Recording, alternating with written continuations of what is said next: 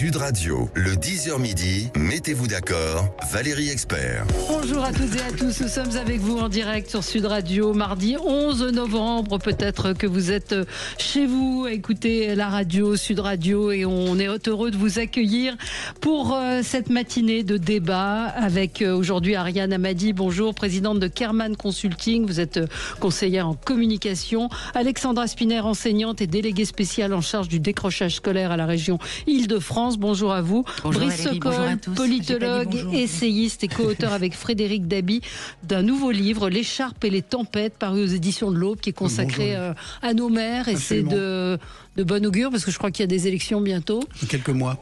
On l'évoquait hier en se disant que la campagne n'avait pas vraiment commencé. Non, on est encore dans la parenthèse du budget. Ça va arriver après. Mehdi Raïch, analyste politique. Bonjour à vous. On va revenir sur la libération, la sortie de prison, plutôt que libération de Nicolas Sarkozy après 21 jours d'incarcération. Interdiction d'entrer en contact avec Gérald Darmanin. Comment comprenez-vous cette décision? On va revenir sur les menaces de mort contre Guillaume Casparian, qui avait, vous le savez, proposé une loi anti-squat. Il y a beaucoup de squatteurs qui ont été expulsés. Et c'est vrai que ces menaces de mort sont absolument insupportables. La dette, la lettre de Bruno Le Maire. Alors on a du mal à comprendre. On l'a un tout petit peu évoqué hier. Et puis la découverte d'argent public dépensé comme la sécurité sociale pour les Américains qui, au bout de 3 mois, peuvent bénéficier de frais gratuits. Ou encore, on vient de s'apercevoir qu'il y avait 10 milliards d'argent, 10 milliards d'euros qui étaient expédiés à l'étranger, que c'est un manque à gagner énorme pour la France. Bref, moi je voulais commencer avec cette information et vous pouvez évidemment réagir et témoigner.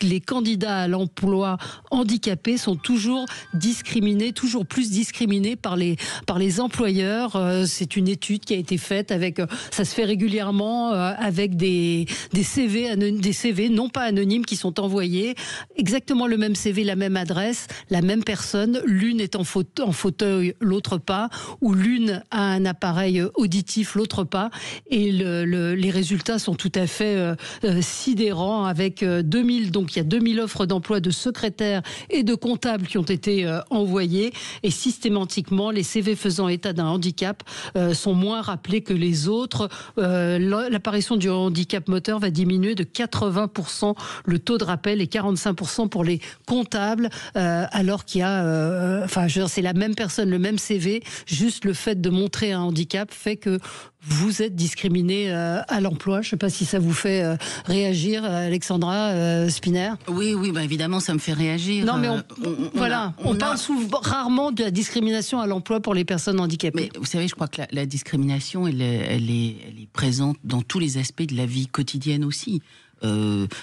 Je veux dire, faites l'expérience d'être dans un fauteuil roulant, aller au cinéma, aller faire ses courses, un aéroport. Tout ça est très inadapté en réalité aux personnes qui sont en situation de handicap. Je ne parle même pas de l'école. Mais je crois qu'il faut qu'on opère en France une véritable révolution. Je crois qu'il faut qu'on change de logiciel en réalité, parce qu'il y a un regard qui est porté sur le handicap. Et moi, j'espérais très fortement que les Jeux Olympiques, les Jeux Paralympiques, aient pu changer ça, parce qu'il y a eu un véritable engouement. Moi, par exemple, je suis pas du tout passionnée de sport, mais les Jeux Paralympiques m'ont complètement fascinée parce qu'ils ont d'extraordinaire au sens littéral du terme. Et oui, je crois qu'il faut vraiment qu'on réinitialise complètement notre logiciel. Et puis, il y a les paroles et les actes. Les paroles et les actes, et peut-être, c'est pas très populaire ce que je vais dire, mais peut-être aussi que la punition financière pour les entreprises qui ne font pas le boulot, elles sont tout à fait légitimes. Oui, mais c'est parce que c'est juste insupportable. Tout à l'heure, dans l'émission Média, on recevra Mayanne avec Gilles Gansman. Mayanne, c'est une jeune femme, oui, elle a 20 ans, trisomique, qui a joué dans Un petit truc en plus, qui a participé à Danser avec les stars. Le parcours qui est raconté par sa maman dans son livre est tout à fait symptomatique de ce qui se passe et du regard des gens sur les gens porteurs de la trisomie 21. J'ai un auditeur qui me dit: je suis schizophrène, je cache mon handicap tout de suite pour qu'on n'ait pas peur de moi. Catherine dit: ça vous étonne, une employée de Pôle emploi m'a dit que les entreprises préféraient payer une amende plutôt que de prendre une personne en situation de handicap comme moi. moi. Oui, vous avez raison, parce qu'il y a une loi qui a été passée. Il y a une loi, normalement, qui devrait contraindre les entreprises à employer des personnes en situation de handicap. Mais ça continue encore et toujours. Vous savez, c'est fou, parce qu'on est le pays qui parle le plus d'égalité. Ouais. Et là, on est dans une rupture d'égalité la plus criante qui soit. Oui, absolument. Oui, le taux de chômage des personnes handicapées est 2 fois plus élevé que la moyenne nationale. Il y a toujours ces préjugés sur les compétences des personnes handicapées. Moi, je voudrais juste parler d'une petite expérience. Ouais. J'ai visité un ESAT récemment. Ce sont les centres où travaillent les personnes en situation de handicap. Absolument. Et il y avait une personne trisomique qui travaillait, c'était sur un montage. Et donc je posais la question à l'employeur, je lui ai dit mais comment ça se passe, etc. Il me dit écoutez, c'est extraordinaire parce que cette personne trisomique, elle est très précise dans son geste. Bien sûr. Elle est beaucoup plus précise qu'une personne valide. Et donc, grâce à cette personne, nous gagnons du temps sur la chaîne de montage. Donc tout ça il faut casser les préjugés sur les personnes en situation de handicap et il faut absolument que les pouvoirs publics se penchent sur cette question. Ben oui, mais ça avait été la grande cause de Jacques Chirac. Je me souviens, et je me plais à le répéter, quand la grande bibliothèque avait été construite, là c'était François Mitterrand, quand elle a été inaugurée, ce n'était pas accessible aux personnes en situation de handicap, alors qu'on était dans l'année... Bien sûr, il suffit de prendre le métro à Paris, je pense qu'on est plusieurs à prendre le métro dans Paris. Est-ce qu'une personne en situation de handicap peut prendre... Impossible. Les tribunaux. Les tribunaux. Oui, mais là, c'est l'emploi. C'est-à-dire qu'on a une personne qui est en pleine capacité intellectuelle, qui doit faire un travail de comptable, et parce qu'elle est en fauteuil, on lui refuse cet accès. Voilà. Ouais, moi, je pense que pour aller dans la suite de ce que vous disiez, on a un vrai sujet sur le handicap, qui est qu'on associe handicap et quelqu'un qui n'est pas performant. Le problème, c'est tout le regard autour de la performance. Parce que si vous dites que pour être performant, et même valide, il y a des codes sur le marché de l'emploi très précis sur ce qu'est la performance. Et moi, je pense qu'une des manières d'aborder aussi ce sujet, c'est de dire, handicap ne veut pas dire moins performant forcément, c'est ce que vous disiez sur la trisomie. Et deuxièmement, il y a donc dans les gens atypiques au sens large, c'est-à-dire, mais atypiques, je veux dire même des gens non handicapés sont atypiques, il y a aussi la question de changer de regard sur ce qu'est la norme. Et ça, je pense que vraiment, alors vous me direz, le marché du travail, il n'y a pas plus normé que le marché du travail. Mais c'est vraiment, je trouve, hyper important qu'on regarde quelle est la norme et c'est quoi être performant. Ouais. Non, mais vous avez... Il y a aussi un point, c'est que j'avais déjà j'avais fait un coup de gueule plutôt, sur une personne qui était en situation de handicap assez lourd, qui était une femme, qui est née sans la partie inférieure de ses jambes et qui, tous les ans ou tous les 3 ans, doit refaire une démarche administrative pour demander de l'aide, pour attester que ses jambes n'ont pas repoussé. Donc c'est complètement lunaire. Et donc on est aussi dans cette situation. Donc il y a effectivement tout ce qui est accès au travail, il y a aussi le handicap invisible et le handicap visible qui est sanctionné. Et donc il y a aussi toute cette démarche administrative qui est très lourde pour ces personnes-là, qui a un coût qu'on ne prend pas forcément toujours en considération.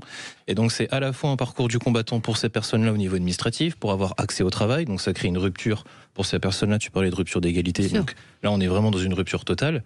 Mais c'est pas que le seul champ, c'est pas que le champ du handicap. On pourrait aussi parler, j'ai vu dernièrement cette semaine un petit garçon de 9 ans, Charlie, qui a attaqué l'État pour non-assistance à personne en danger parce qu'il était à l'aide sociale à l'enfance. Donc c'est plusieurs pans de la société. Et ce sont les personnes les plus fragiles qui le paient aujourd'hui. Donc là, on est vraiment au rouge à tout ce niveau. Oui, Catherine me dit comment se sentir bien après cela. On est mis de côté, on n'existe plus. Effectivement, ce sentiment d'effacement des personnes en situation de handicap, il est là, il est très puissant. Et là, c'est Stéphane qui nous dit, on aura beau dire, sans contrôle et sans sanction et obligation, rien ne se fera.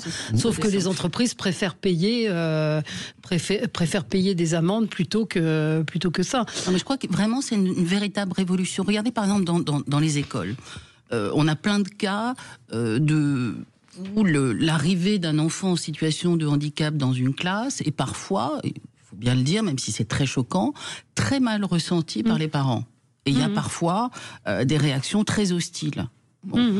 On a mené des expériences et on voit bien qu'un enfant en situation de handicap dans une classe, c'est un apport considérable. On nous parle d'empathie, on nous parle de délire pédagogique, mais être au quotidien pour des enfants avec un enfant différent, c'est d'une richesse insoupçonnable. Ouais. C'est-à-dire c'est quelque chose qui peut complètement modifier votre vision du monde quand vous l'expérimentez en tant qu'enfant, et ça peut effectivement changer le regard de la société sur le handicap, parce que c'est ça le sujet. Complètement. Je vous propose qu'on marque une petite pause et qu'on se retrouve dans un instant. On va parler de la remise en liberté de Nicolas Sarkozy, de la motivation également des juges avec l'interdiction d'entrer en contact avec Gérald Darmanin et le contrôle judiciaire qui interroge malgré tout. À tout de suite.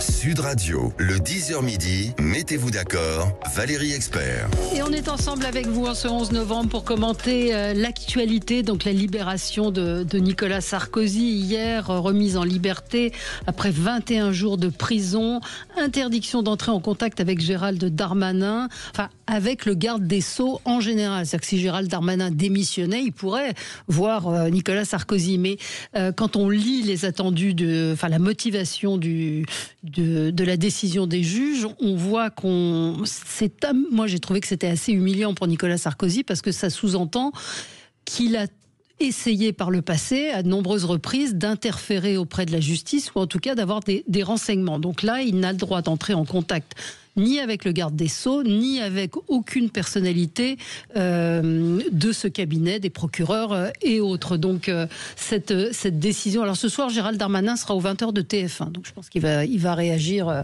très précisément sur cette décision. Peut-être, je ne sais pas qui veut commencer, Alexandra, au hasard, sur la libération de Nicolas Sarkozy. Est-ce que c'est normal? Non, mais j'ai rien de particulier à dire, sinon que je me réjouis pour les siens, pour son épouse, pour ses enfants. Je pense que c'est une épreuve familiale qui est terrible. Maintenant, moi, je ne suis pas... Je suis toujours très... Comment dire... je suis pas très à l'aise avec tous ces nouveaux experts en affaires judiciaires. Voilà, je me réjouis. Ça a été un président de notre famille politique qui nous rappelle un temps où nous, la droite, nous étions dans une phase très glorieuse, très très très énergique et très vitale, comme l'est le président Sarkozy. Et je me réjouis tout simplement qu'il ait retrouvé ses enfants et son épouse et que ce cauchemar prenne fin. Maintenant, sur le fait précis que vous évoquiez, je pense que c'est un peu, comment dire, le coup de pied de l'âne, quoi. C'est-à-dire que le garde des Sceaux a rendu visite au président de la République en prison. Je comprends que les magistrats aient peu apprécié cette visite et ils ont voulu le manifester dans ce jugement. Un mot, vous parliez des experts qui étaient experts du Covid et qui maintenant sont des experts très pointus de la justice. Moi, j'ai été fascinée par la façon dont ça a été commenté hier, presque comme un match de foot. Il arrive, il y avait 4, un à la santé, l'autre devant le domicile. Il est en train d'arriver. Parce que c'est la force aussi de Nicolas Sarkozy, c'est une star. Et puis cette image assez grotesque, en fait, d'un quart de Nicolas Sarkozy sortant de sa voiture en plein écran où on aperçoit un demi-profil. Enfin, faut raison garder quand même. Mais c'est vrai que ça veut dire quelque chose. Non, mais ça illustre bien le fait, moi je le dis depuis le début de cette affaire, que en fait, incarcérer un président de la République, c'est pas incarcérer n'importe qui. C'est-à-dire que il y a l'homme et il y a la fonction. Et on voit bien, sa peine, le storytelling avant sa rentrée, cette détention qui a été aussi aménagée, sa sortie de prison, la décision du juge de l'application des peines, du fait qu'il ne puisse pas voir le ministre de la Justice. On voit bien qu'il y a l'état de droit s'applique pour tous, bien évidemment, mais moi j'ai toujours ce sujet avec cette fonction présidentielle. C'est-à-dire qu'on est toujours dans on peut se le dire, dans une monarchie républicaine. Qu'on aime ou qu'on n'aime pas Nicolas Sarkozy, c'est pas le sujet. Le sujet, c'est on incarcère un président de la République. Ça ne s'est jamais vu sous la Ve République, ça s'est jamais vu en Europe. Vous vous souvenez, Jacques Chirac avait été condamné, il avait eu du sursis. Dans les autres pays européens, on fait des aménagements de peine. Je pense que il faut bien dissocier vraiment l'homme de la fonction, et peut-être faut-il réfléchir maintenant à des magistrats peut-être spécifiques, à une juridiction spécifique pour pouvoir juger un président de la République. Mais quand c'est un délit de droit commun, délit de droit commun, mais encore une fois, la symbolique de la fonction est forte chez nous. Chez nous, un président de la République, c'est un peu l'âme de la nation. Voilà. Oui, mais si je ne dis pas que c'est ce qu'il a fait, mais s'il commet un délit, il y a évidemment toujours la présomption d'innocence. Mais admettons qu'il ait tué quelqu'un, il irait en prison, bien qu'ayant été président de la République. Donc vous faites la nuance sur le délit. Il y a la Cour de justice. Il y a la Cour de justice pour les atteintes à l'État. Certes, mais vous avez vu que c'est quand même l'émotion que ça crée dans l'opinion publique. Ouais, on s'en fout, j'ai envie de vous dire. Mais je suis pas d'accord avec vous, parce que les sondages disent, les différents sondages, c'est très partagé. 50-50, les sondages disent. Ouais. Vous voyez, la couverture médiatique qui est faite autour de Nicolas Sarkozy, le storytelling qui est raconté. Je pense que, voilà, on a beau dire, un président de la République n'est pas une personne comme les autres. Oui. Alors on va prendre un appel, je vous donne la parole après Ariane. On a Simone en ligne avec nous, qui nous appelle de Castel-Sarrazin. Oui, bonjour. Bonjour. Mon précédent auditeur a dit à peu près ce que je pensais. Hein. Premièrement, Nicolas Sarkozy est le président de la République, et on peut dire ce qu'on veut, on ne peut pas traiter un président de la République comme n'importe qui. Il représente le pays, et tout ce qui est fait pour lui ou contre lui, on se sent qu'il fait. Voilà, je suis à l'aise, je n'ai pas voté pour lui, hein. Donc je suis à l'aise. Mais franchement, je trouve que c'est un jugement c'est politique. Les juges sont dangereux pour moi. C'est comme ça que je le vois, alors que je n'ai pas voté pour lui. Hein, oui, voilà. Mais si vous dites, alors vous avez entendu mon argument, il a été président de la République, mais s'il commet un délit, il doit être puni comme n'importe quel citoyen.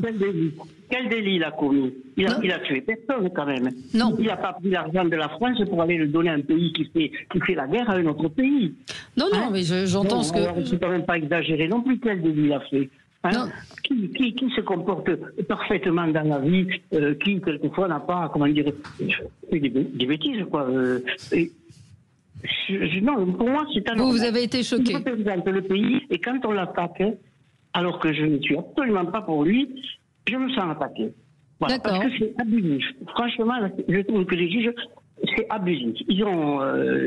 Pour moi, ils ont un pouvoir politique qui est trop. Voilà, de trop. Voilà, je suis désolé. Non, on entend ce que vous dites, Simone. Merci en tout cas d'avoir appelé Sud Radio. Ariane, vous sur ce point? Moi, ce que je trouve intéressant, et c'est un peu là, ce débat le montre, c'est que avec la question de Nicolas Sarkozy, arrive immédiatement, on doit tous se positionner sur pensons que la justice est indépendante. Oui. Et donc le débat sous-jacent, en fait, on peut prendre la question par tous les bouts. Est-ce qu'un président devrait être jugé comme n'importe quel autre citoyen, justiciable, etc. Et je trouve que moi, d'un point de vue politique, ce qui est intéressant, c'est que ce qui, avant, ne faisait pas beaucoup de bruit dans l'opinion publique, c'est-à-dire il y a 15-20 ans, la question de l'indépendance des juges, aujourd'hui est un objet de clivage politique. Et pour le faire court, si vous êtes plutôt à gauche de l'échiquier, vous pensez qu'un président devrait être jugé comme tout le monde, et si vous êtes plutôt à droite de l'échiquier, vous estimez qu'il y a une justice politique qui, en fait, et ça c'est très intéressant, c'est-à-dire que dès lors que la justice s'occupe du politique, ça donne aussi le sentiment immédiatement qu'en fait, il y aurait finalement aussi une vendetta. Donc, on ne peut pas parler de Nicolas Sarkozy sans chacun d'entre nous ici est contraint, en fait, de se positionner sur, d'une certaine manière, l'appréciation qu'il a politiquement de la bonne ou mauvaise indépendance de la justice. Et ça, c'est intéressant comme débat aussi politique plus général pour les Français. Oui. Mehdi, oui. Alors, je reviens sur ce qui a été dit, parce que c'est intéressant, sur le caractère exceptionnel de cette affaire. C'est le caractère exceptionnel de ce qu'est Nicolas Sarkozy. Tu l'as dit tout à l'heure, mais c'est surtout qu'à travers ce procès-là, c'est pas véritablement Nicolas Sarkozy qu'on peut juger. Là, je reviens sur ce point, c'est que on fait un peu le procès du sarkozysme ou de ce qu'a été Nicolas Sarkozy, puisqu'il a été président. C'est là que ça devient éminemment politique et que ça traverse la société française. D'autant plus qu'en France, on a une passion naturelle pour toutes les grandes affaires judiciaires ou toutes les affaires criminelles. Donc ça intensifie cette focale médiatique sur ce sujet. J'ajoute un dernier point. On a en parallèle deux effets. On a une judiciarisation de la vie politique. On le voit à travers toutes les affaires, que ce soit gauche comme droite, qui ont traversé les différents partis. Et en même temps, on l'a signé avec le syndicat de la magistrature, où il y a toute cette polémique qui est faite autour de ça, une politisation de la justice. Donc elle n'est plus véritablement... En fait, je pense que, et là je suis d'accord avec vous, c'est que finalement le marqueur de la justice, si elle est politique ou pas, devient une ligne de fracture dans la société. C'est que elle serait quelque part passée dans l'imaginaire collectif, après c'est un argumentaire qu'on peut développer, d'une justice qui doit être indépendante d'un système de démocratie libérale, à une justice qui devient autonome politiquement. Et c'est ce marqueur-là qui devient important dans la société française, ou dans le champ politique français, dans la compréhension que les Français ont dans les décisions de justice, ou dans la manière dont elle est appliquée. Ouais. Et la politisation, en fait... Le fait que ce soit un homme politique, en fait, ça crée du débat politique qui rejaillit après sur la question de la justice. C'est-à-dire que le débat politique amène après aussi un autre débat sur est-ce que les juges font de la politique. Oui. Et ça, c'est ce vase communicant qui est très intéressant et sur lequel je trouve, encore une fois, vous parliez des experts en justice. Alors nous, on n'est pas des experts en justice, mais en tout cas, on est... Encore une fois, vous voyez, tout ce qu'on se dit là, la dame qui est intervenue, on fait de la politique, en fait, sur des questions de justice. Oui. Brice ? Oui, cette affaire, elle arrive dans un, si je puis dire, dans un continuum juridico-politique, puisqu'on a eu au printemps dernier le sujet de l'exécution provisoire concernant Marine Le Pen, c'est-à-dire l'empêchement éventuelle d'une candidate à l'élection présidentielle. On a eu l'affaire Nicolas Sarkozy. On est sur une dissonance entre le politique national et le politique local. C'est-à-dire qu'il y a plus de confiance en la politique nationale. Et c'est vrai que ces affaires-là renforcent la défiance d'une majorité de Français à l'égard de la politique nationale. Il y a aussi ce contexte-là à prendre en compte dans l'affaire et de la justice, bien sûr, Nicolas Sarkozy. C'est triple, c'est que le juge se méfie du politique à raison, tout à fait. Le politique se méfie du juge a raison, mais le Français commence à se méfier à la fois du politique parce qu'il y a une baisse de qualité du personnel politique. On est dans cette séquence budgétaire où finalement les partis politiques n'ont plus vraiment de substance pour les Français. Et en même temps, il se méfie de la justice parce qu'on se dit, oui, mais regardez, il y a tous les éléments d'insécurité, il y a toutes les affaires de faits divers, on retombe sur la passionnariat française, sur les affaires de grande criminalité. Et ce double effet, il est dangereux. C'est que vous perdez confiance entre le politique et la justice, et ce sont les deux pouvoirs qui sont censés faire un système de démocratie libérale.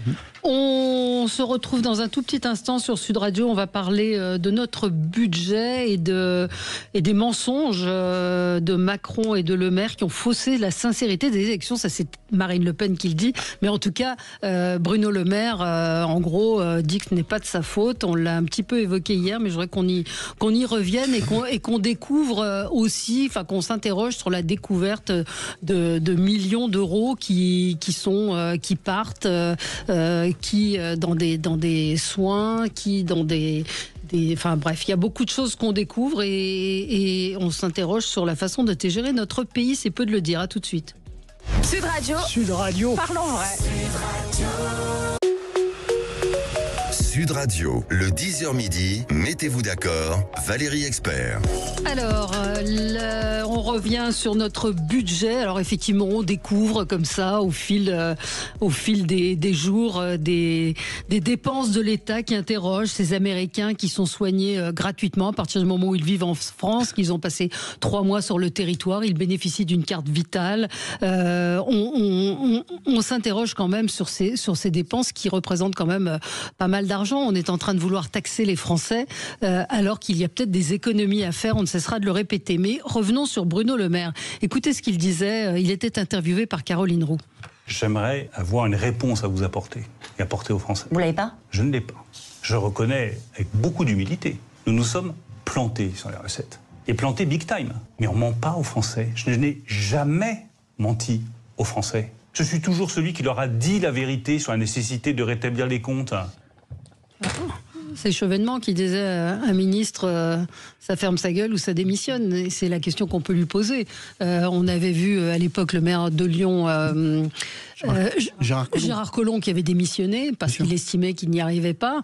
Là, c'est un petit peu facile quand même. C'est un petit peu facile, d'autant plus que Monsieur le Maire a été, si je ne me trompe pas, ministre de l'économie de 2017 à 2024. Oui. Donc il a été 7 ans en charge des finances publiques de notre pays.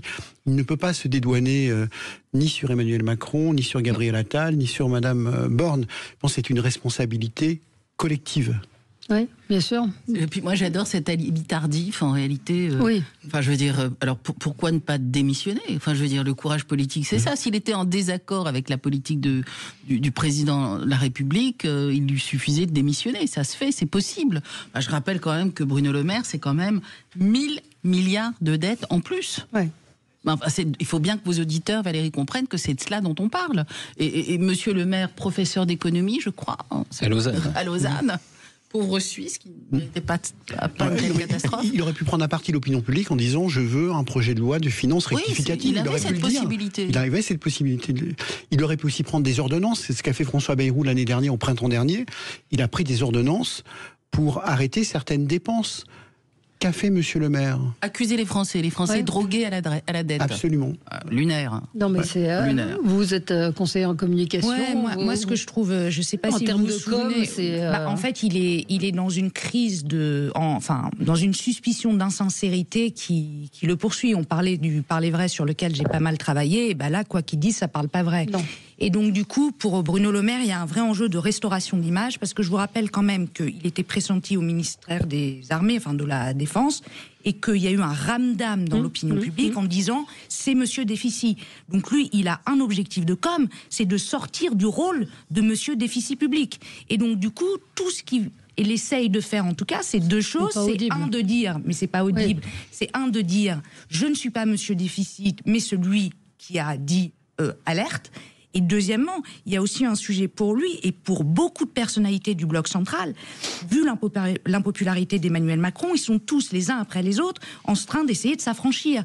Parce que c'est quand même pas la même chose. Parce qu'ils sont en train de se dire... Parce qu'il y a des ambitions présidentielles. Quand Édouard Philippe propose une présidentielle anticipée, quand Gabriel Attal dit « je ne comprends pas les décisions du président de la République », on est bien dans un enjeu très fort de dire...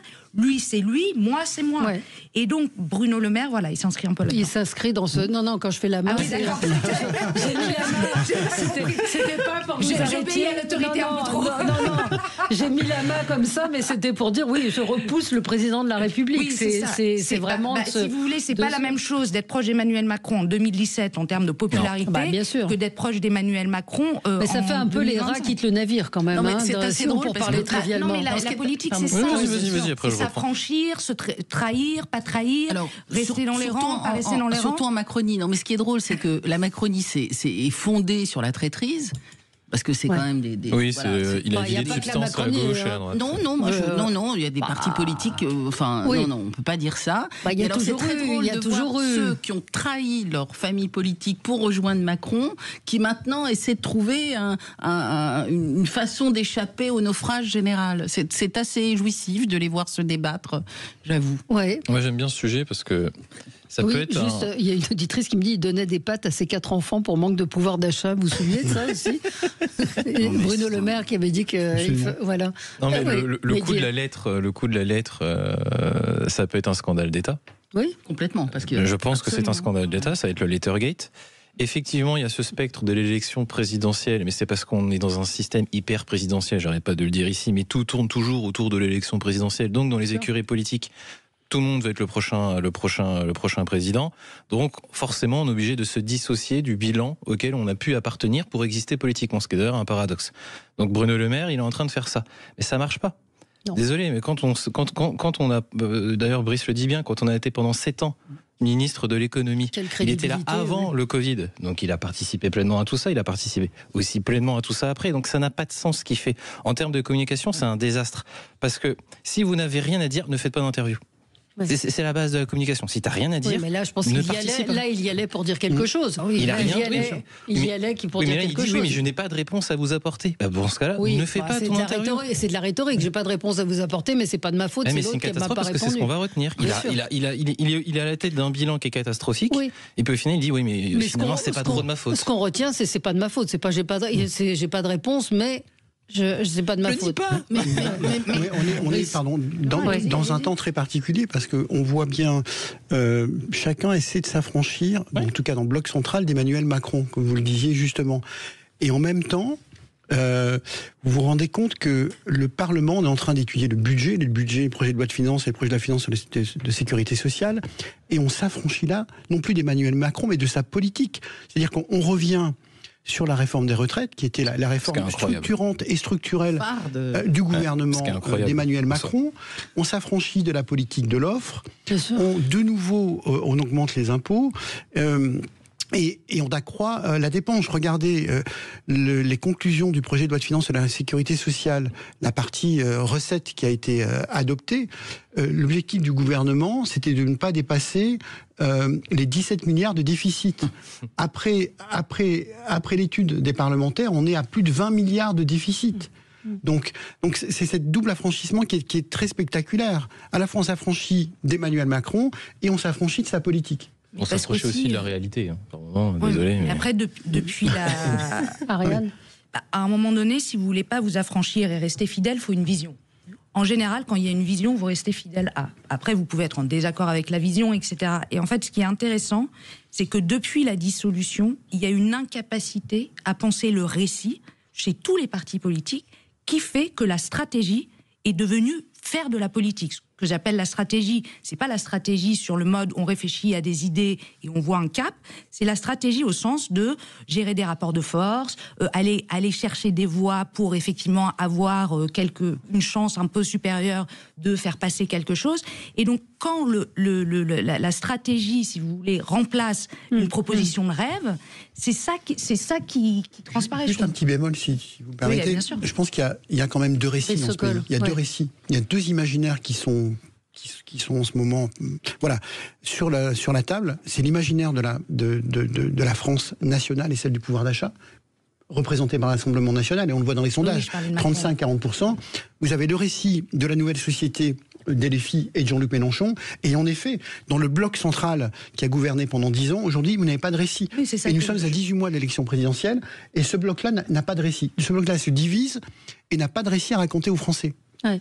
Mais peut-être un mot aussi sur les dépenses. On nous parle de taxes. Et il y a des économies à faire. Effectivement, on découvre donc que les Américains installés de façon durable en France, ont droit à la sécurité sociale sans y avoir travaillé et sans cotiser, sans payer d'impôts en France. Je ne sais pas d'où est sortie cette possibilité. En tout cas, il y a un député qui veut y mettre fin. C'est vrai qu'on a un petit peu de mal à comprendre comment c'est possible. À chaque jour, une nouvelle dinguerie. Oui. C'est vraiment ça. Et pendant ce temps, on nous explique qu'il faut supprimer la prime de Noël aux familles sans enfants. Ce qui, moi, personnellement, m'a beaucoup choqué. Voilà. Donc c'est François Gernigon, le député du Maine-et-Loire, député Horizon, qui dit en fait cette faille en proposant à des retraités étrangers des formules d'installation en France, profitant à cet accès gratuit à notre système de santé entièrement financé par les cotisants français. C'est quand même scandaleux. Il y a des agences d'expatriation qui, effectivement, on sait que la santé coûte très cher aux États-Unis, et donc ça devient un business. Donc c'est un business. Mais comment c'est possible? Quelle est la logique de laisser des Américains qui n'ont jamais cotisé, qui n'ont pas travaillé, de bénéficier de la sécurité sociale? Il n'y a pas de logique derrière. Je comprends pas la logique politique et je ne sais même pas pourquoi ça existerait dans la législation française aujourd'hui en 2025. C'est complètement déconnecté du réel et de la réalité économique du pays. Donc ça n'a pas de sens. Un truc comme ça n'a pas de sens. Et pareil, 10 milliards d'euros, c'est ce que représentent les transferts d'argent des immigrés vers l'étranger. C'est un manque à gagner pour l'économie française. Alors je ne sais pas ce qu'on peut faire ni comment agir, mais enfin, c'est beaucoup 10 milliards d'euros d'argent gagné en France envoyé à l'étranger. Donc oui, là il y a de l'argent. Ouais. Bah oui, mais qu'est-ce qu'on attend ? De toute façon, il y a une tendance de fond dans la société. Il y a une tendance de fond dans la société qui est les gens en ont marre du 2 poids 2 mesures. Ouais. Et ça, en fait, mais vous pouvez prendre à peu près tous les sujets. Aujourd'hui, les gens ont principalement l'impression qu'ils sont moins bien traités que le voisin ou moins bien traités que les autres. Ouais. Et ça, si vous voulez, ce sentiment de mépris et aussi d'inégalité en fait face notamment, vous parliez de la santé. La santé, c'est un sujet brûlant aujourd'hui. Bien sûr, c'est le déficit de la sécurité sociale. Il y a le déficit de la sécurité sociale, il y a les déserts médicaux. Je vous rappelle qu'on a eu quand même le Covid. On est en train de parler finalement du déficit, mais il y a eu aussi la question de l'hôpital public. Donc en fait, c'est pour rebondir sur ce que vous disiez, ce qui paraît inacceptable pour les gens, c'est toujours d'avoir l'impression qu'ils apprennent à un moment donné, à nouveau, que en fait, ils sont moins bien traités que ce qu'ils pensaient et que quelqu'un d'autre. Non, mais c'est un paradoxe français, c'est que on se dit que l'État est vraiment très présent partout.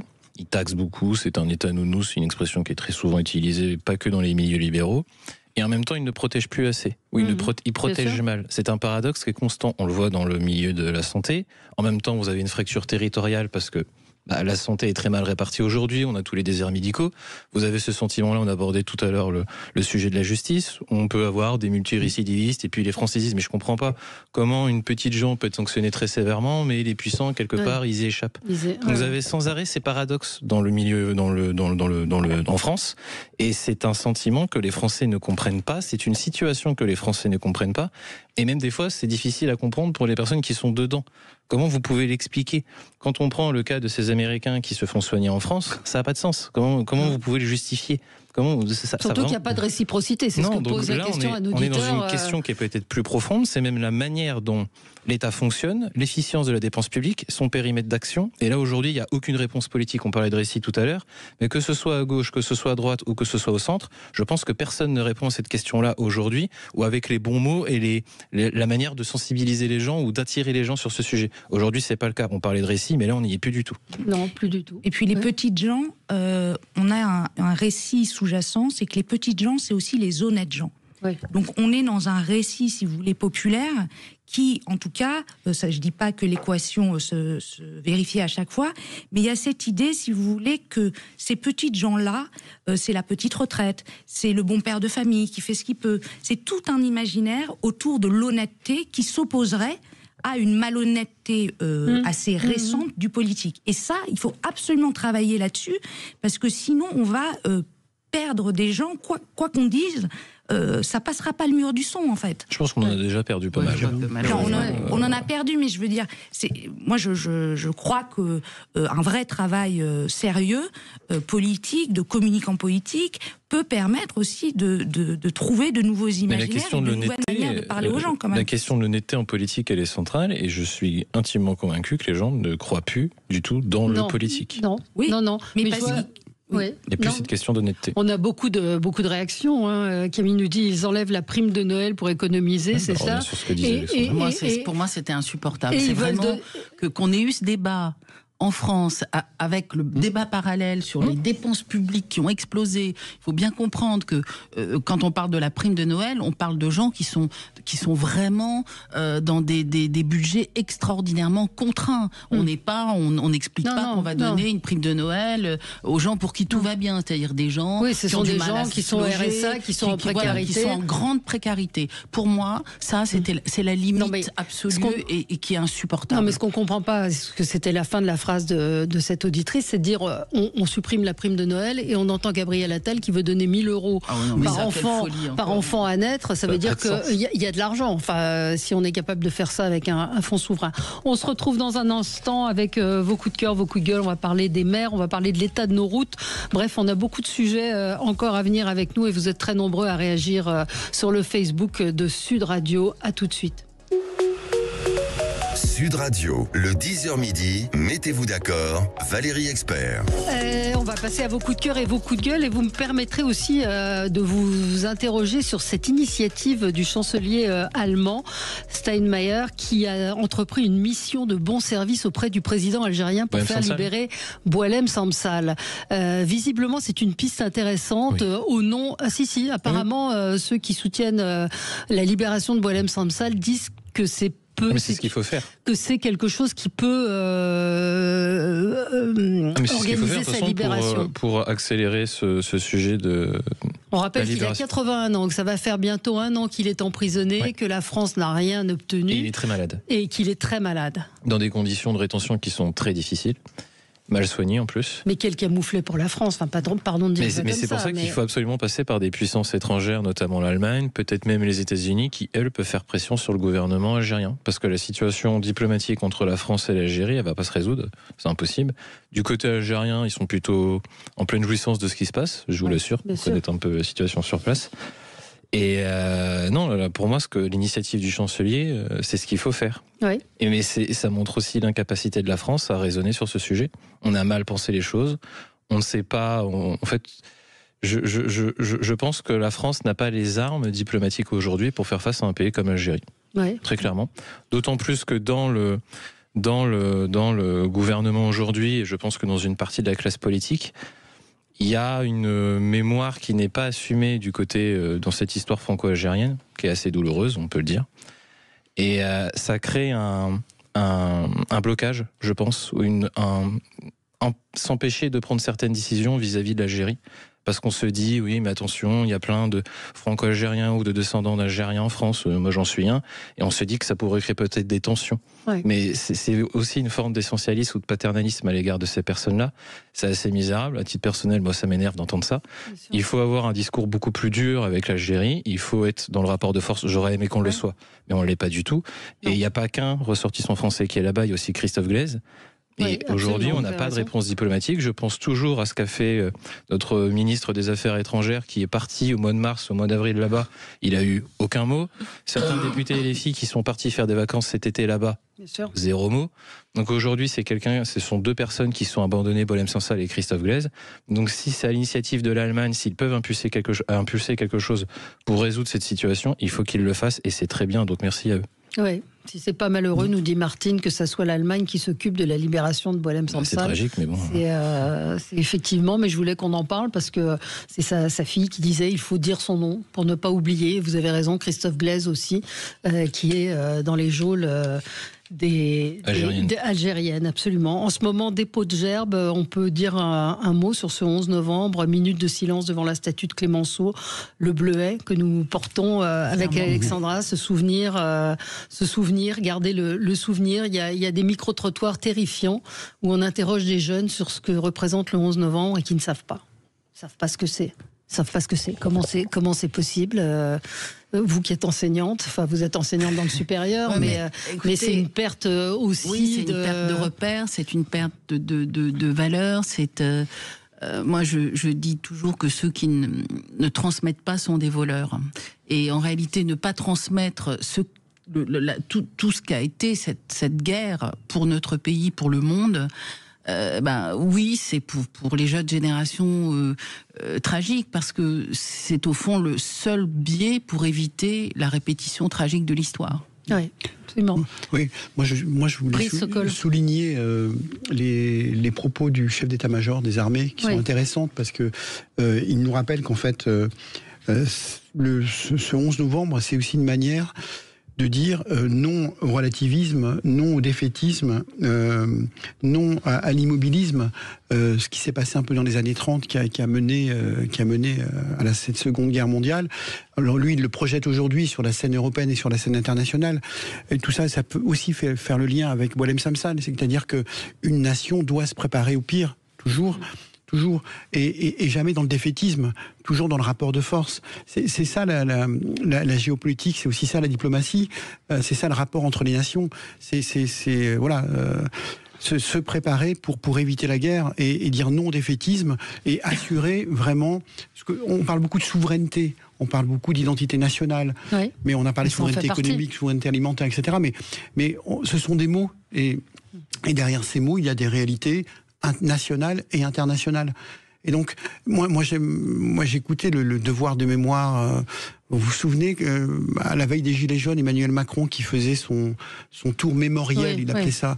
Mais on peut pas toujours se réfugier dans l'histoire. Enfin, l'histoire, il faut que ça serve de leçon, il faut que l'histoire soit transmise, mais il faut aussi que nos politiques aujourd'hui agissent et ne restent pas dans l'incantation ou dans le souvenir, mais que l'histoire serve de leçon à ceux qui aujourd'hui exercent des mandats politiques à l'échelle nationale. Mais c'est là aussi, pardon. Non, mais allez-y. Non, ce que je voulais dire, c'est déjà, j'aimerais juste poser une question, c'est que combien de jeunes entre 18 et 25 ans regardent en ce moment BFM et la commémoration du 11 novembre? Alors, vous avez beaucoup de classes quand même, beaucoup de classes qui participent à des commémorations. Il faut saluer aussi les maires de France qui partout associent. Chez eux, combien de parents allument la télévision et expliquent à leurs enfants? Oui, on est d'accord, c'est aussi un travail familial. Vous avez raison sur les classes, sont associées aux cérémonies. Il faut saluer le travail des maires, des adjoints à la mémoire. Enfin, il y a un vrai travail qui est fait, vraiment. Dans toutes les écoles, on vend le bleuet de France. Et ça rappelle justement... Vraiment Oui. Ça rappelle ces 10 millions de morts, ces 20 millions de blessés. Après, ils oublient.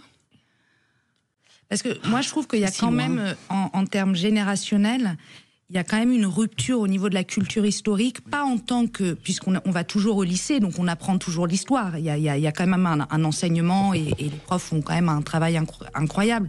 Mais il y a un rapport à la gravité de l'histoire, à son importance, à sa force en tant que récit national et culture nationale qui est complètement différent. Et en même temps, vu les réseaux sociaux, c'est-à-dire c'est pas du tout la même chose. Imaginez, on parlait toutes les news dont on débat aujourd'hui, c'est des choses que vous recevez sur vos téléphones portables. Donc une information, même historique, est noyée c'est de l'infobésité. Dans un amas de choses qui fait que du coup, le caractère exceptionnel, extraordinaire, parfois héroïque, en fait... complètement noyé dans le... Oui, et puis il n'y a pas d'appétence, il n'y a pas d'intérêt pour... Il n'y a plus d'intérêt peut-être pour cette... Non, c'est pris comme une information comme une autre. Oui. C'est-à-dire qu'il n'y a même plus de... Ça sera plus l'émotion qui va primer ou un intérêt personnel suivant une information qui va vous arriver sur votre téléphone. Donc là, c'est vrai que la surcharge informationnelle, l'information chasse l'autre, on est abreuvé d'informations et au bout d'un moment, on ne fait même plus attention à ce qu'on reçoit. Exactement. Et parce que la culture politique aussi a oublié l'histoire. C'est-à-dire on a de moins en moins d'hommes et de femmes politiques, indépendamment du président de la République, quand il y a des commémorations, etc., qui s'inscrivent dans une culture même politique historique, puisqu'il y a eu un éclatement des cultures politiques traditionnelles.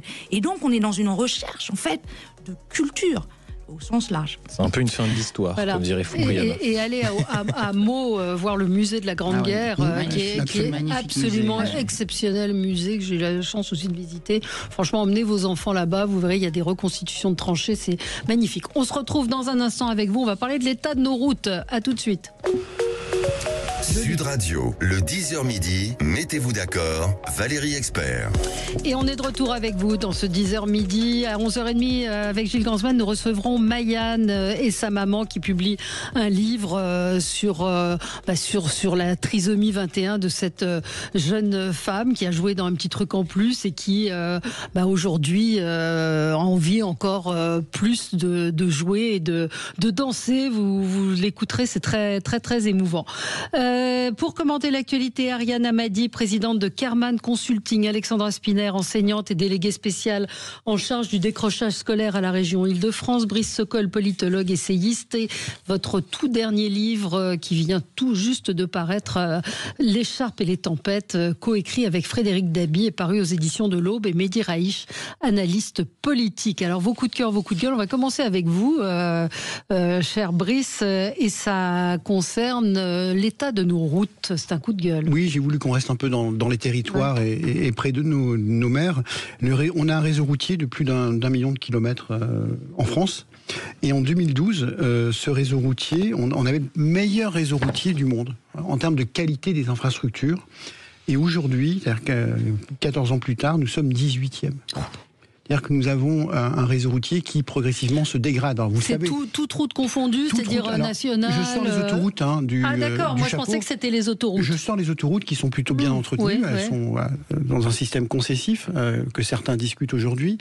Et la majorité des routes aujourd'hui, plus de 700 000 km, sont gérées par les communes. Et les communes, aujourd'hui, vous connaissez l'état de nos finances nationales, mais l'état de nos finances locales en subit les conséquences. Les communes ne peuvent pas, aujourd'hui, comme les départements, continuer à gérer ce réseau routier. Ils n'ont pas de moyens. Ils n'ont pas de moyens.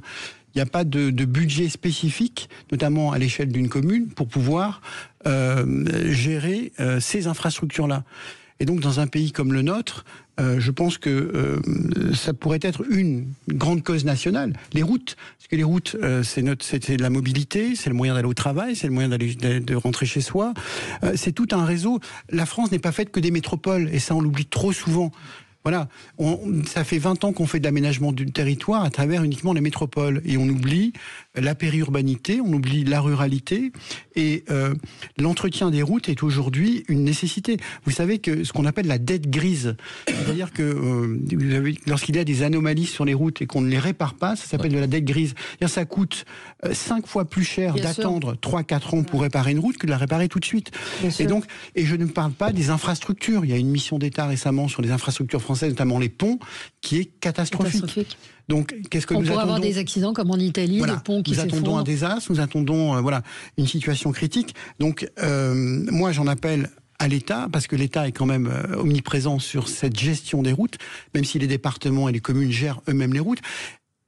Il faut repenser là aussi la dépense publique, il faut repenser la décentralisation et il faut repenser l'équité entre les départements, l'équité entre les communes sur la gestion, l'aménagement et l'entretien de ces routes.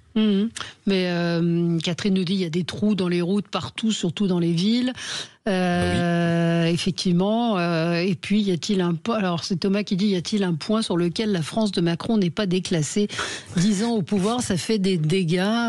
C'est le cas aussi à Paris. L'état des rues sont désastreuses avec les... Enfin bref. Je crois que c'est Alexandra Spinner. Vous évoquiez le sujet de la décentralisation. Oui, je pense qu'il faut peut-être complètement repenser notre système. On voit bien que les régions sont au plus près du quotidien des Français. Absolument. Et moi, je pense évidemment, en tant que conseiller régional, qu'il faut donner plus de pouvoir aux régions, parce qu'on voit bien que ce sont elles, en tout cas à la région Île-de-France, qui ont la meilleure gestion et qui ont... Oui, non, mais c'est une réalité. Je vous vois sourire, mais c'est vraiment une réalité. Et je pense qu'il faut être au plus près des préoccupations concrètes des Français, et ça, c'en est une. Moi, je reprends ce que disait Jean-Luc Borloo. Je pense qu'il a pas tort sur ce sujet-là. C'est-à-dire qu'il faut que l'État se recentre sur ses priorités régaliennes. Voilà. La sécurité, la santé, voilà, deux sujets. Les services, personne. Il faut vraiment que l'État se recentre sur ses missions essentielles, que l'État veut tout faire et fait tout mal. Voilà, et laisser des compétences de proximité aux régions, aux départements et aux communes. Qui savent faire. Qui savent faire, absolument. Moi, je rajouterai pas grand-chose au très bon exposé de Brice, bravo Brice. Mais moi, je suis né en Normandie, donc dans une petite ville qui s'appelle Vire, patrie de Michel Drucker et d'Elisabeth Borne, pour ceux qui ne savent pas. Et quand je retourne... Et des andouilles. Ça, je ne dirais pas. Non. Et l'une des... Enfin, là, je sais que je crois que mon père doit écouter l'émission, mais à chaque fois qu'il prend la route, ou quand je reviens en Normandie, ou que j'ai besoin de la voiture, il me dit tout le temps, mais il y a plein de trous dans la route. Il y a plein de trous sur la route. Fais attention, parce qu'après, ça peut abîmer les pneus, ça va être un coup pour nous, c'est pas forcément simple. Donc c'est un quotidien qui est partagé par plein de Français. La préoccupation, pas juste de la mobilité, on parlait de la décentralisation, mais c'est aussi une question de confiance. Et je pense que Paris ne fait pas confiance au reste de la France.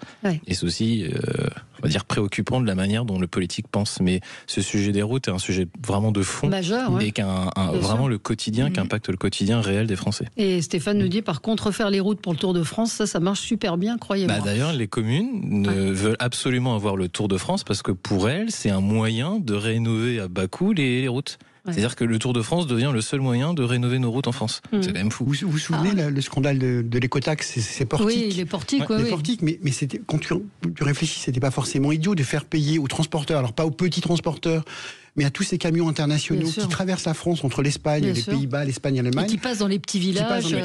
De faire payer une écotaxe. Ça me paraît pas illégitime. Sachant que le premier des sujets, c'est quand même le transport des camions. Qui abîment nos routes. Faire payer au moins ceux qui traversent la France pour aller livrer des marchandises des Pays-Bas en Espagne, ça me paraît pas illégitime. Ariane, ça va dans le sens, vous allez développer après. Oui, je vais développer après. Mais moi, pour aller sur juste les routes, moi je suis à moitié corse, de Haute-Corse, donc vraiment un endroit où, si vous voulez, quand vous êtes chez moi, je ne peux pas boire de l'eau, aller acheter de l'eau, aller acheter à manger sans voiture. Et donc moi, je crois qu'il y a par rapport à, pour rebondir sur ce que vous disiez, je pense qu'on est dans un sujet, si vous voulez, en termes d'imaginaire.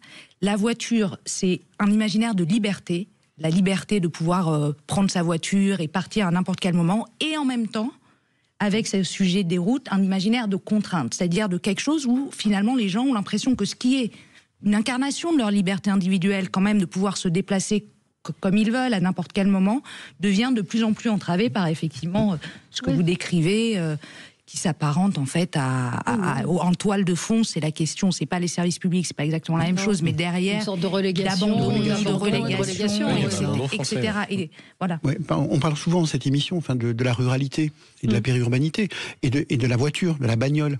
Mais cette France oubliée. Cette France, non mais on a besoin de la voiture. Non, il faut le dire. Il faut le redire. Bien sûr.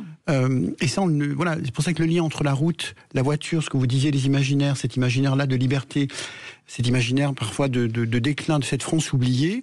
Il faut la soutenir et c'est pour la raison pour laquelle il faut repenser notre organisation. Il ne faut pas que ça soit compris comme une politique anti-pauvre parce que vous possédez une voiture. C'est aussi les voitures familiales. Enfin, je veux dire, et regardez d'ailleurs comment chez les jeunes, par exemple, le permis de conduire. Les jeunes Parisiens, passer leur permis de conduire, ça les intéresse absolument pas. En revanche, quand vous habitez dans la ruralité, c'est essentiel. C'est le premier truc que vous devez avoir.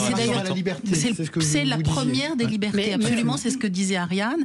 Et c'est aussi la raison pour laquelle nous, à la région Île-de-France, on finance les permis de conduire pour les jeunes, parce que c'est quand on n'habite pas au centre de Paris, eh bien, c'est très compliqué. C'est pas que la liberté, c'est aussi pour s'insérer, pour avoir un travail. Professionnellement, pour avoir un travail. Si t'as pas ton permis, pour aller à leur. Le travail, c'est la liberté. Ouais. Voilà. Alors, très belle conclusion. La radio, c'est la liberté. On est tous d'accord. Parlons vrai. Et on va parler des régions avec vous. On va parler terrorisme aussi avec vous, Mehdi Raich. À tout de suite. Sud Radio, le 10h midi, mettez-vous d'accord, Valérie Expert. On est de retour avec vous sur Sud Radio pour commenter l'actualité. Alors Ariane, vous vouliez, c'est un peu dans le sens du coup de gueule de Frédéric. Pardon, j'ai dit quoi ? Brice, absolument. Un coup de cœur pour les Français qui font confiance à leur région. Oui, alors 86% des Français font confiance à leur région, donc c'est un score absolument inédit en termes de confiance en quelque chose des Français vers en tout cas quelque chose qui s'approche de la politique. Donc ça, c'est la première chose. On est très très haut. Et après, on en parlait avant de venir à l'émission avec Brice et avec Mehdi. Mais ce qui est intéressant, c'est qu'on partait de très très loin.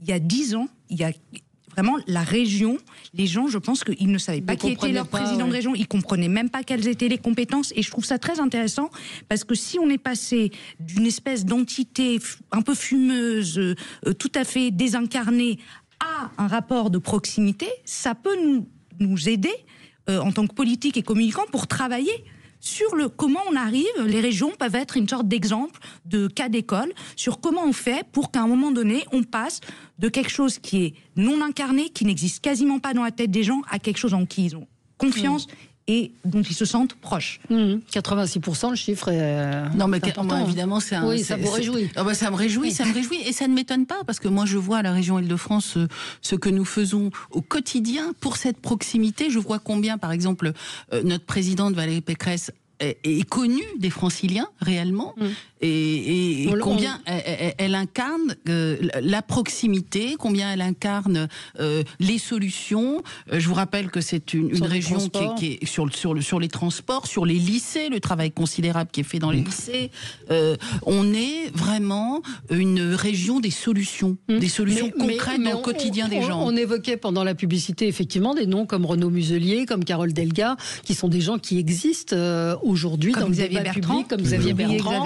Absolument. Qui sont médiatisés et qui parlent au nom de leur région. Donc les Franciliens connaissent leur présidente, connaissent leur région, connaissent l'impact réel de la région Île-de-France sur leur quotidien. Ouais. Avec un effet miroir par rapport à la politique nationale, où vous avez depuis 10 ans, 10 ministres de l'Éducation nationale, 10 ministres des Sports, 10 ministres... Tout à l'heure, ministre de l'Économie qui a été pérenne pendant longtemps, on en parlait tout à l'heure, mais je veux dire... Quelqu'un m'a interrogé sur le nom de la ministre des Personnes handicapées. Non, alors là, je sais pas. Non, je dis pas, je connais pas. Non, on ne sait pas. Il y a cette notion. Il y en a plein qu'on ne connaît pas. Non. Même le ministre de l'Éducation. Vous connaissez son nom ? Non. Ah oui, je ne connais pas. Oui, c'est. Bien sûr. Il y a une notion de stabilité. Oui, bien sûr. Ça, c'est très important à travers les régions, à travers les débats. On connaît son maire, on connaît dans la ruralité, son conseiller départemental, son président de département. On connaît son président de région. On ne connaît pas son parlementaire. Très très peu de gens connaissent qui est en parlementaire. On ne sait pas. Et ça devrait justement inviter à repenser. Bien sûr. La France est, historiquement, politique. Je ne vais pas remonter jusqu'à l'Ancien Régime, mais plutôt un pays de région et de localité, alors qu'aujourd'hui, on est dans un pays qui est très jacobin et uniquement centré sur Paris. On voit tous ces... Votre coup de gueule oui, sur Sonia, alors c'est un nom d'emprunt. Puisque c'est donc dans le cadre de cette semaine mémorielle autour des attentats du 13 novembre. Donc son avocate, qui est Samia Makhlout, qui était ici hier. Justement, on a fait un cri d'alerte. Je l'ai croisé aussi, Samia, en plateau dimanche, et on en a un peu parlé. Donc Sonia est donc l'une des personnes qui a permis l'arrestation de tout ce qui a été Salah Abdeslam et de Abaoud, qui a ensuite été exécuté quelques jours plus tard lors de l'intervention par les forces de police. Et donc elle vit aujourd'hui sous le seuil de pauvreté, elle a 2 enfants, elle n'est pas reconnue par l'État, elle vit sous les gens, donc sa vie est totalement arrêtée. Administrativement, elle est morte, puisque si quelqu'un sait où elle habite, elle risque de passer à la trappe. Donc aujourd'hui, il n'y a pas de reconnaissance de l'État de cette personne-là.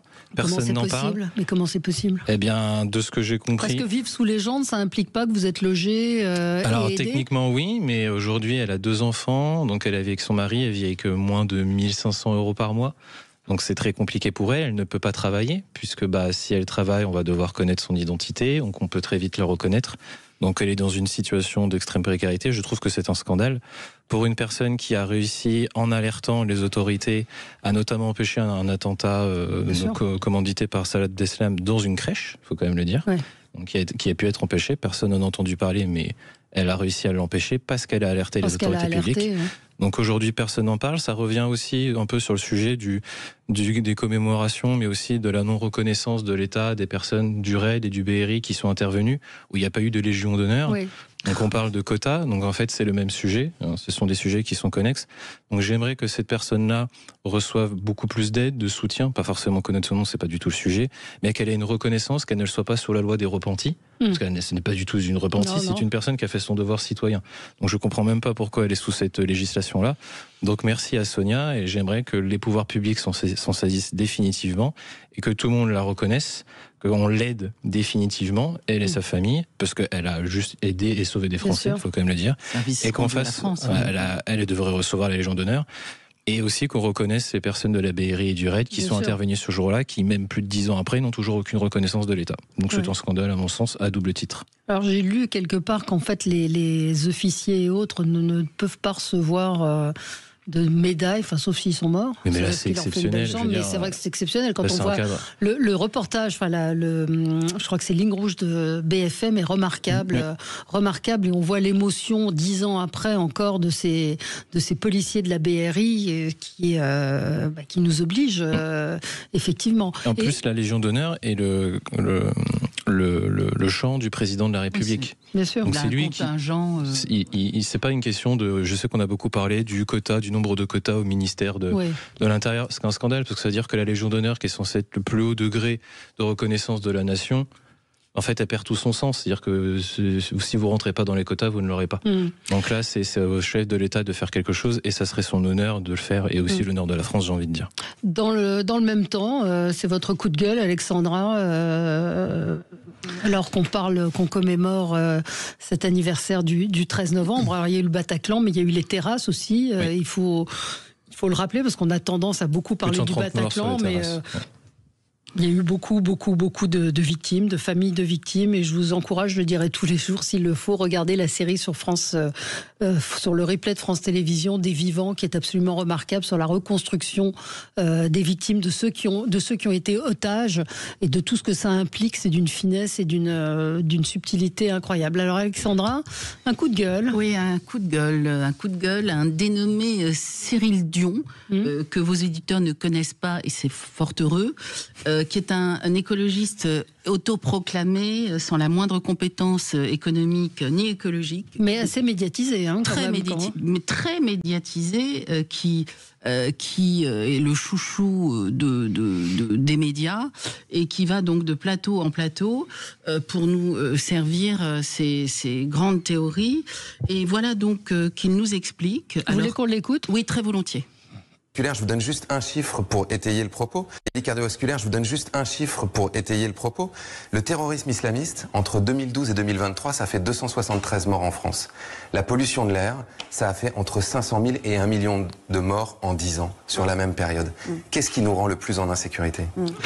Quelle abjection. Voilà. Non, mais voilà, c'est tout à fait abject, c'est immonde. Bon, Mehdi l'a évoqué à l'instant, nous rentrons dans une semaine mémorielle où la France se souvient de la nuit la plus sombre de son histoire récente, et voilà que ce monsieur vient...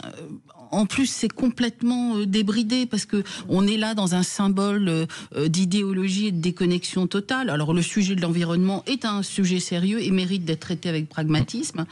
Mais ça témoigne aussi de ce déni insoutenable à l'extrême gauche face à l'islamisme et aux réalités, et où seule l'idéologie compte. Et je trouve que c'est terrible qu'on puisse dire cela sans contradiction. C'est-à-dire que j'ai regardé les quelques minutes qui ont suivi sa déclaration. On lui a pas dit, bon, c'est peut-être pas... Vous pouvez pas dire une chose comme ça. Voilà, on peut pas dire une chose comme ça. Voilà, donc on a en fait une espèce de logiciel, de vieux logiciel révolutionnaire poussiéreux d'extrême gauche où on est là pour utiliser, manipuler. Il est aussi dans un espèce de délire d'amoncellement. Très très très choquante. C'est très choquant. Une fausse analogie. Oui, c'est une fausse analogie. C'est un sophisme, c'est une fausse analogie. On compare ce qui est comparable et on compare pas les morts entre eux. Non. Et on compare pas des morts du terrorisme avec des problèmes de santé publique, ça n'a strictement rien à voir. Déjà, c'est une insulte pour les personnes qui sont mortes, c'est une question de respect, aussi pour les familles des victimes, très clairement. Non mais c'est insupportable. Donc faire ça, dans cette période-là, tu dis pas ça cette semaine. De pied de nez. C'est vraiment scandaleux. Brice. Non, moi, encore une fois, cette histoire souligne les méfaits de l'idéologie. On l'a vu sur le conflit israélo-palestinien, on le voit sur les affaires du Bataclan et tous ces sujets qui concernent le terrorisme islamique. On ne peut pas aujourd'hui être dans le déni de la réalité. On ne peut pas tordre le cou à l'histoire et tordre le cou à la réalité. C'est pas possible pour des raisons idéologiques, c'est insupportable. Et je pense qu'une majorité de Français aujourd'hui le comprennent. Moi, j'ai été frappé, j'ai discuté hier avec quelques journalistes qui ont suivi tout le procès du Bataclan.